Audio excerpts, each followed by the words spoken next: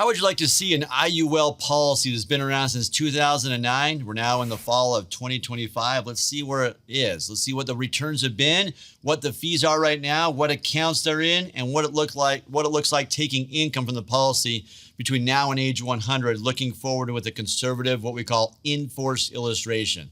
Stay tuned, we're gonna take a look at it. Hi, my name's Aaron Andrew with Three-Dimensional Wealth, L.A.S.E.R Financial, and I'm gonna be talking about an IUL policy that's been around since 2009. Just so you know, to get more details about how these things work, make sure you watch more of our videos, and also take a look at the L.A.S.E.R Fund book. In here in chapters 6 through 9, we get into a lot of details. Chapter 6 talks about the returns. Chapter 7 talks about the tax codes that regulate IUL. Chapter 8 talks about how you get your money out tax-free via loans. There's a sad way, the smart way, the dumb way to take money out of an IUL, and we talk about that there. And then chapter 9 shows examples with the fees, expenses, income coming out of it, just like you're gonna see with this client's in-force illustration. So let's take a look at it. Let's look at the screen. So here on the screen, you can see what I'm looking at is an annual statement of a policy that's got a death benefit of $1,165,000. So that's what the client is insured for right now. Their cash value right now is $735,000. That's their account value. Technically, it's $715,000 because they've already started taking loans. They got a loan balance of $20,000. You can see they've started taking money from this policy, and you can see this past year, from July of 2024 to July of 2025, this is what happened in the policy. So this last year, we only had a little bit of fixed interest, the money that they had currently in the loan, okay? Besides that, look at their returns in the index accounts, zero. Wait a second, if you guys have been following the stock market, the market has gone up over this past year. Why are their returns zero? Okay, their fees are about $4,500 that came out. Okay, this is what came out throughout the quarter. But this past year, it's about $4,500 came out in fees for the year. Now, what are those fees paying for? Well, technically, we have got inside this policy, we've got $715,000, and the death benefit's $1,165,000. So I'm just doing quick math on that on my phone. $450,000 is what we call the net amount at risk. So I go over this a lot in my videos. I'm going to help you guys understand this. The difference between $715,000 and the death benefit of $1,165,000 is exactly $450,000. That is what we call the net amount at risk. If this client passes away, okay, it's a level death benefit. They don't get both the cash value and the death benefit. Some critics, because they're just ignorant, they don't understand insurance, they say, oh, they're cheating, you don't get both. Okay, no, you're only paying for the net amount at risk. So this client's fees at this age, which let's look at their in-force illustration. How old is this client now? Okay, this client is now 72 years old. Okay, so at age 72, $450,000 of insurance today is costing $4,500. All right, that's what that's paying for. That fee is not paying for $1.1 million of insurance. All right, it's paying for $450,000 of insurance. Now, because this client's been in this for a while, they could lower the death benefit and lower those fees, and I'll show that in a minute. But hang tight with me. So that's what the fees are paying, but why did we get no interest?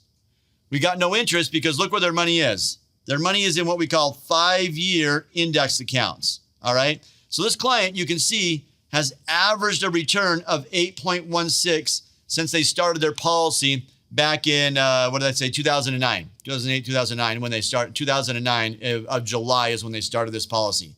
So they've averaged 8%, pretty darn good, okay? Tax-free, they've averaged 8% without risk in the market and so forth. So they're different accounts. Their 1-year account is averaged 8, international account 5, 7, 7, 6.92, 7.86. They have like $400 in that. And then they got the 5-year accounts have averaged 11 and 12. So you can see this client through the years is like, well, wait a second. My other accounts have been averaging about 7, 8%. I want to move to the 5-year. So this client has moved all their money through the years to the 5-year. That's where it currently is. That's why you see they have no money in these other accounts. He has moved it through the years. This guy is very sophisticated and understands these policies well. And with me, we've met through the years. And it's like, okay, what accounts do you want to be in? Do you want to be more conservative in 1-year accounts? Do you want to be in more aggressive accounts like the 5-year? Where the 5-year, you wait 5 years to see a return. But if the market is negative over the 5 years, you get zero as the hero, you don't lose. Where the market goes up, you get all the growth of the S&P with no cap. And the high par account has around 105 to 110% participation rate, which means right now today, at the time of this recording, the market is up almost exactly 100% from 5 years ago, about 99 to 100% when I looked at it yesterday. And so the market's up that much, you get 110% of 100, which is 110. That's what the clients would be getting in this 5-year account right now. So why did he get no interest this year? He doesn't have any accounts maturing. So the 5-year accounts he's in are going to mature maybe in the next year or two. I think I looked at them and they were like 2027. He was going to have next in 2027, maybe some in this next year that we're going to mature. And he's going to get a lot of interest because the market's up, like I said, about 100% from 5 years ago. So he's going to get some huge interest credits and his average return is going to shoot up here because he's been moving over to 5-year accounts. And you can see since his policy started, he's been averaging about 11 and 12% returns in those 5-year accounts in this particular company and this policy. Okay, I hope that was a good, quick snapshot. So I love this page with this company. It shows us what our fees are, what our returns are, what our cash value is, what our death benefit is, and what our average returns are, and where our money is, okay? So this client, let's go back and look at, and by the way, just to give you a couple of, let's go down here and show you actually. So there it is, July 23rd of 2009 is when he started. This client paid $400,000 into the policy, $399,000. And again, that money did not go all in 2009. This money was paid into it over time. So I don't have that schedule with me, but he paid it in over time into the policy. And yeah, policy's looking great. He's got, like we said, $735,000 in there, $735,000. And he's just started taking loans just recently from the policy. So now what we're going to do is we're going to take a look at an in-force illustration of projecting forward. So this is saying, okay, today going forward, what if we average, instead of 8 that we've averaged, or the 5-year account of 12%, what if we only average 5%? Okay, so now we're going to scroll down here and look at this, zoom in a little bit. So you can see we're in the 17th year of this policy. So year 17, age 72, and the client can take out withdrawals if we want. So they took out a loan this last time, but if we want to take out withdrawals, we can technically withdraw what we put in. So notice that that total down there of $399,000 is exactly what the client paid in. So if we want with IULs, after the 15th year, we can take out what's called withdrawals to basis, FIFO, first in, first out. So you can take out that money tax-free because you already paid taxes on it. If you were to continue to call it a withdrawal, that would be what we call the dumb way in chapter 8 of the book. You want to switch it to a loan? Loans are tax-free. So now we take out loans, we borrow this money out at 2.25%. You don't pay the loan interest. It just adds on to the loan balance. But your cash value that is collateral for the loan, because you didn't withdraw money, you borrowed against it. So it's still in there. So if we borrow 50 grand, 50 grand of your accumulation value no longer earns the index returns. It earns 2.25%. So you borrow at 2.25%, you earn 2.25%. It's called a zero wash loan. Now in chapter 8 of the book, you can learn about newer policies. This is an older policy that didn't have that loan feature back in the day in 2009. But some of the newer policies have what's called an index loan where you can borrow around 4 or 5% right now. It's like, well, why would I borrow at a higher rate? Well, that's because your collateral, the cash value can stay in the index accounts, continuing to earn the returns. So if we're earning 8%, for example, in this policy, earning 8 and borrowing at 5, you're making a 3% positive spread. That would be pretty cool. And that's where your cash value can grow a lot more. This one, we're borrowing at 2.25%, earning 2.25% on the collateral, and it's called a zero wash loan. All right. Again, that's over your head. We got other videos on loans. Go to our playlist. We have a whole section that talks about loans and how those work. Okay. And chapter 8 of the book as well.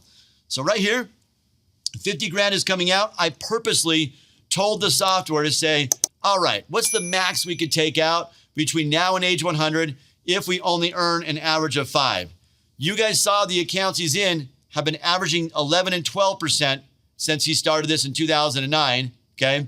And the other accounts, more around 7 and 8. So he's averaged 8% since he's been in the policy. So even if we were able to show 8, but this is showing 5, very conservative, all the way down to 5% projection, taking out 50 grand a year. So it should look way better than this. But 50 grand going out by age 99, we got $9,600 left, okay? $9,600, and we took out 50 grand a year tax-free to age 100. Pretty cool, okay? Pretty cool. And if he passes away any year, oh, by the way, right there, see how I dropped the death benefit? So this client will decide, we haven't done it yet because he likes the insurance amount still there. He's okay with the $4,000 coming out in fees to pay for the insurance charges. But let's go down and see what the fees would be if we drop the insurance. So if we drop it down here to $674, well, you guys, basically just, round the numbers there that's about, $60,000 to $70,000 is what we have in insurance risk. So again, these numbers are net over on the right. So if he passes away at age 90, we got $360 in there net of the loans, and our death benefit is $413 over there on the right. Your death benefit is $413 net of loans in that example, okay? Let's scroll down a little bit. All right, now let's take a look at the fees and what the fees look like going forward. So if we scroll down here, we're gonna see that this is the fees and expenses. So the rest of this year, this is time of this recording, we're in the fall of 2025. So you can see that the at year 17 of the policy, age 72, for the remainder of this, not calendar year, but year of the policy, it was in July, that fee is $68, $3,700. But next year, if we drop the death benefit, you can see the fees go down to about $900 to $800, $600 a year. So as he gets older, you can see the fees go down, they go up a little bit, but he's got like $600,000, $500,000 in there, taking out 50 grand a year. So it's pretty cool. So you take a look at this and you can see some of the 5-year accounts, where he gets, a big chunk of interest. So the interest credits, that's why you see they kind of look weird, where they're dumping in huge chunks of money, because that's the 5-year accounts showing a very conservative 5% annual rate, which in reality, this should be more like double that. But in this example, we're showing a very, very conservative example, scrolling down.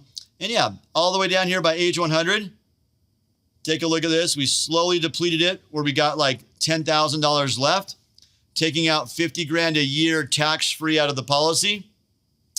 And the fees and expenses go up a little bit into the 90s, go back down. And yep, that's all included in here, what's coming out of the cash values. The fees are very, very low. You're getting guarantees you can't lose, tax-free. Those fees are paying for the death benefit cost. And yeah, pretty powerful how it looks. So there is a summary of looking at an in-force illustration of a client that has been taking loans, started to take them, taking out withdrawals to basis, and then switching over to loans and taking out about 50 grand a year tax-free. And this projection is only ran at 5%. We go back to the statement. Once again, they've averaged 8% since they started this policy, and the current accounts they're in, the 5-year, have been averaging 12% annual rate of return. 12% in that 5-year account is what they've averaged since 2009, and that's where all their money is right now in that account. So hopefully this is a good summary of helping you understand what an IUL looks like 17 years in, how good it looks, average return of 8, 12 in the 5-year account, and income coming out with a projection of 5%. Okay, so I know I go kind of fast, but make sure you watch other videos. We got a lot of these of showing where policies have been, where they're at, and order a book. Go to laserfund.com, order a copy of the book free, just pay for shipping. We'll get you a copy of the book. And in that process, you can also sign up for an appointment to meet with us to take a look at an IUL, looking at today's features, the new bells and whistles that are on these policies, all the different companies. We know all the companies. We know which ones have the best fee structure, the best integrity, track record, best returns, all that kind of stuff, because we've been doing this a long time. So take a look at the book, and thank you for watching, and stay tuned for other videos like this.